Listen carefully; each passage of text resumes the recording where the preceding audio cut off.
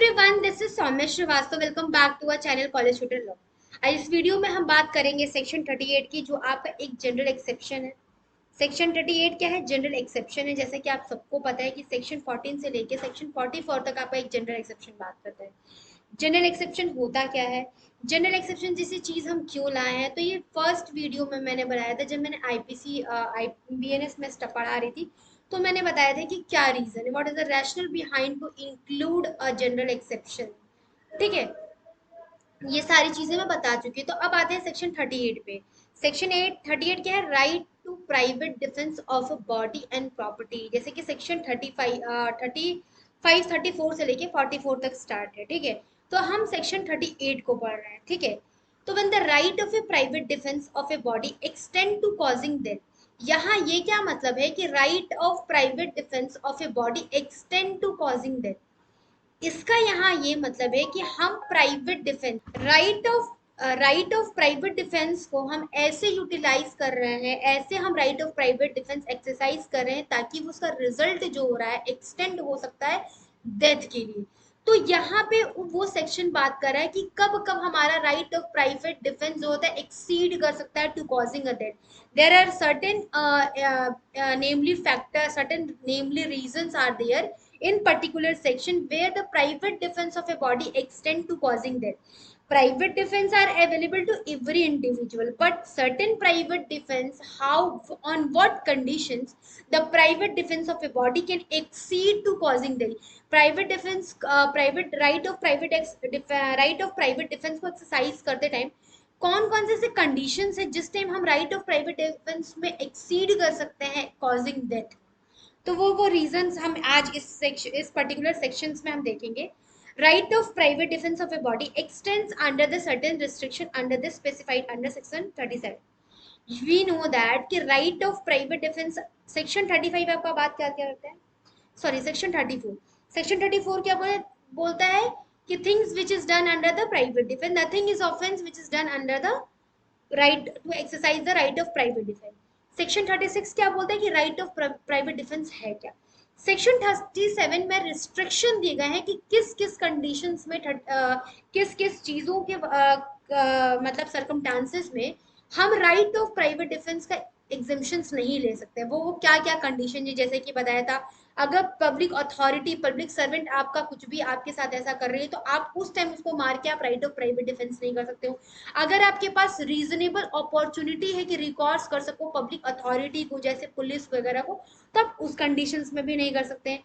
या real एप्रहेंशन of death नहीं है, ग्रीवियस हर्ट नहीं हो सकता तुरंत, तो आप उस कंडीशंस में क्या था कि आप राइट ऑफ प्राइवेट डिफेंस नहीं यूज कर पा रहे थे, नहीं यूज कर पाओगे और ये नहीं एग्जेम्प्ट हो जाओगे अपनी क्रिमिनल लाइबिलिटी से। सेक्शन 37 में कुछ रिस्ट्रिक्शन दिए हैं।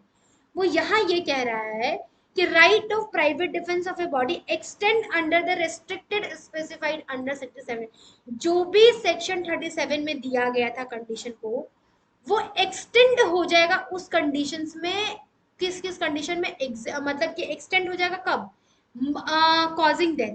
वो जितने भी सरकमस्टांसेस वहां पे दिए थे, वो अगर सरकमस्टांसेस यहाँ है अवेलेबल हो और सरकमस्टांसेस कुछ सिचुएशन सेक्शन 38 की तरह दिख रहा हो, तो हम वहां पे एक्सटेंड कर सकते हैं कॉजिंग डेथ। इस सेक्शन को ये लिखा है, to the voluntary causing death और any other harm to be assailant. ठीक है, असिलेंट का मतलब यहाँ पे क्या है? अटैकर, जो आपको अटैक कर रहा है। In the offense with the occasion to be exercised in the right of any of the description here and after enumerated namely।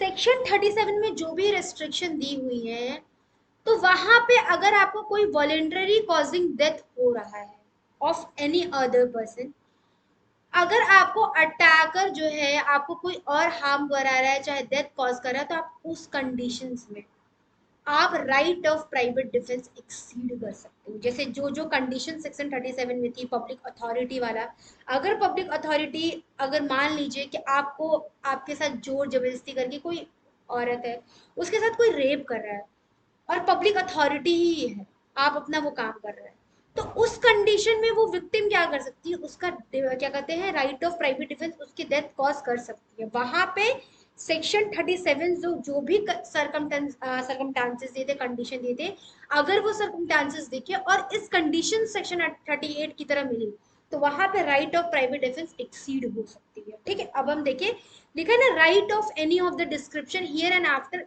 इमरेटेड namely, जो भी नीचे दिया हुआ है उसको अगर वैसा है तो सेक्शन 37 जो है वो जो सेक्शन 38 है वो प्रिवेल करेगा। प्रिवेल का मतलब क्या कहते हैं, हम इस पे फोकस करेंगे, ना कि सेक्शन 37 पे। सेक्शन 37 में तो रिस्ट्रिक्ट कर दिया गया, लेकिन 38 जैसी कंडीशन आएगी तो सेक्शन 37 को हम बिना देखते हुए right of private defence extend कर देंगे टू कॉजिंग डेथ।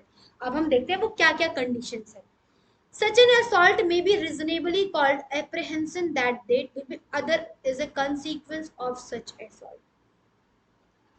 ऐसा असॉल्ट जो आपकी may be reasonably causes to death. तो मान लीजिए हम ये कह रहे हैं कि असॉल्ट में क्या होता है, नॉर्मल भी हो सकता है, असॉल्ट बैटरी, ठीक है, ये सब क्या होते हैं, बैटरी क्या होती है, ये सब फॉर्म होते हैं ना असॉल्ट के। ठीक है, कुछ ऐसे असॉल्ट भी होते हैं जैसे कॉमन होते हैं असॉल्ट, जो बहुत ज्यादा किसी को धक्का देना, किसी को ढकेल देना। तो बट कोई ऐसा असॉल्ट है जो भी reasonably cause apprehension of death in otherwise be the consequence of such assault, तब उस कंडीशन में आप ऐसा असॉल्ट कर रहे हो, किसी को जानबूझ के ऐसा मतलब छत से गिरा दोगे, ऐसा धक्का दे दोगे जो छत से ही मर जाए, तो उस कंडीशन पे आप अपने को बचाने के लिए उसको धक्का दे सकते हो और वो गिर सकता है छत से, may be cause a death. तो उस कंडीशन में आप क्या सकते हैं, right of private defence use कर सकते हैं, extend to the causing death. Such an assault may be reasonably cause apprehensive to grievous hurt will be otherwise a consequence of that assault. ऐसा assault जो reasonably apprehension है, जो आपको grievous hurt दे, उस condition में भी आपकी right of private defence exceed कर जाएगी टू कॉज अ डेथ। ठीक है, उसके बाद an assault with the intention to committing rape, आप कुछ ऐसा असॉल्ट कर रहे हो जिससे आपका इंटेंशन है रेप करने का, that on that condition right of private defence आप ऐसा यूज कर सकते हो जो मर जाए वो इंसान। An assault that intention to gratifying the unnatural lust. Unnatural lust का क्या मतलब होता है, मतलब कि आप सबको पता है, the person is a very lusty, they want something to rape her women, rape करने को सोच रहा है, अनग्रेटिफाइंग, उसको अननेचुरल लस्ट है, तो उस कंडीशन में भी क्या हो, आप प्राइवेट डिफेंस ऐसा यूज कर सकते हो जिसका रिजल्ट डेथ भी हो सकता है, वहां पे एक्सीड कर जाएगी। An assault with the intention of kidnapping and abducting, kidnapping में एब्डक्टिंग में भी आप यूज कर सकते हो, आपको कोई किडनैप करने ले जा रहा है, आपको किडनैप करके कुछ भी हो सकता है, आपको वहां मार भी दे, तो आप किडनैप जब आपको कर रहे हैं तब आप ऐसा प्राइवेट डिफेंस यूज कर सकते हो जो उसको मार दो, ऐसा कर सकते हैं उस कंडीशन पे।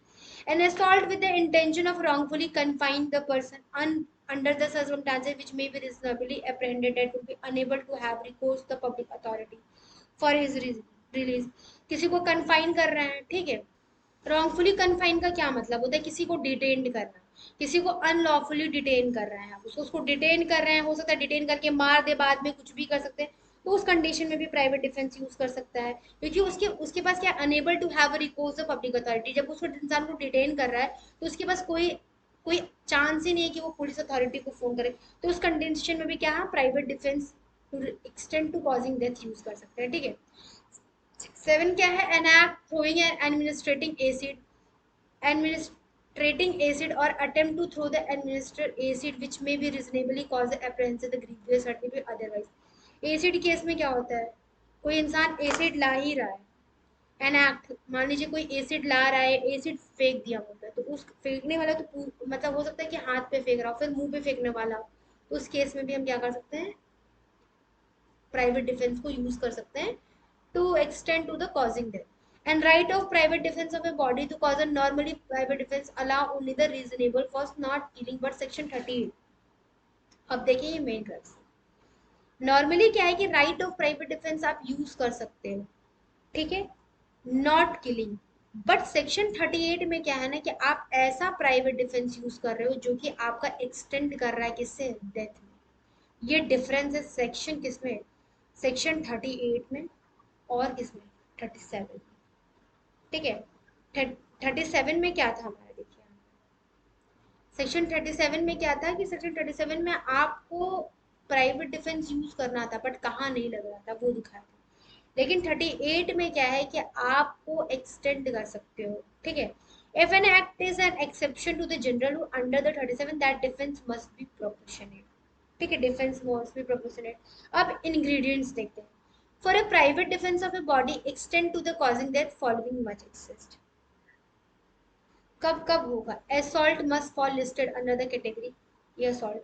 रीजनेबल एप्रीहेंशन होना चाहिए कि अगर वो आप नहीं अपने आप को बचाएं तो आपको आपकी जान चली जाएगी। नेसेसिटी, मोस्ट इंपॉर्टेंट, नेसेसिटी जरूरी, नेसेसिटी मतलब अटमोस्ट नेसेसिटी, अटमोस्ट इंपॉर्टेंट, क्योंकि आपके पास इतना टाइम ही नहीं कि अपने आप को बचा सको, तो उस कंडीशन में right of private defence extend to the death हो सकता है। Proportionality, even though the death is permitted, it must be within the scope of necessity, not exclusive cruelty. Proportionality होनी चाहिए। प्रोपोर्शनैलिटी का मतलब है कि आपको कोई मारने वाला था तभी आपने मारा, मारना मारा मार मारे जाते मेरे पास, तो वो प्रोपोर्शनैलिटी नहीं होना चाहिए। प्रोपोर्शनैलिटी बहुत इंपॉर्टेंट है, ठीक है। फोर्थ एक्सेप्शन देखें क्या है उसका, फोर्थ एक्सेप्शन बहुत इंपॉर्टेंट है, link with the section 37 and 36, restrict the right of defense in ordinary case, but section 38 exception to the those restriction because here the law itself allow the causing death for protection। आपको 37 और 38 का difference लिखना पड़ेगा exam में। 37 में क्या था, ordinary आपको अलाउड था, और 37 बताता है कि आप जो है राइट ऑफ प्राइवेट डिफेंस कब यूज नहीं कर सकते हो, और सेक्शन 38 बता रहा है कि राइट ऑफ प्राइवेट डिफेंस आप यूज कर सकते हो, बल्कि extend to the causing death भी हो सकता है। If there is a two time to recall up, go to the police, normally defense is section 37, ठीक है। But the girl is being raped under 38, the father brother can cause a death of a offender immediately, they don't need to go to the police, understood। अब यहाँ पे case law एक बहुत important है, you should must see. Yashwant Rao versus state of Madhya Pradesh. Facts क्या था, accused killed कर दिया था, a person who was attempting a sexual assault his minor of. ये मैंने इसलिए मेंशन किया कि आप इसको देख लो, हेल्ड क्या हुआ था, इसमें रीजंस थे, प्रिंसिपल थे। You can must watch this case, आपको ये देखना पड़ेगा, ये केस को आपको मेंशन भी करना होगा, ठीक है। तो सेक्शन 38 बहुत इंपॉर्टेंट था जो आपका खत्म हुआ। मिलते हैं हम नेक्स्ट वीडियो में। Thank you for watching my video and do like subscribe my video also, ठीक है। और अगर आपको कोई भी डाउट होता है, कोई भी क्वेश्चन से रिलेटेड, कोई भी एक्ट से रिलेटेड, आपको किसी चीज़ की नोट्स चाहिए, तो मेरा एक चैनल है लॉ बाय सौम्य, ठीक है। जिस जिस नाम से मेरा यूट्यूब चैनल है, उसी नाम से आप मुझे टेलीग्राम पे सर्च कर सकते हो और आप मुझे मैसेज कर सकते हो, ठीक है, फॉर एनी क्वेरी, ठीक है। तो मिलते हैं नेक्स्ट वीडियो में। Thank you for watching my video.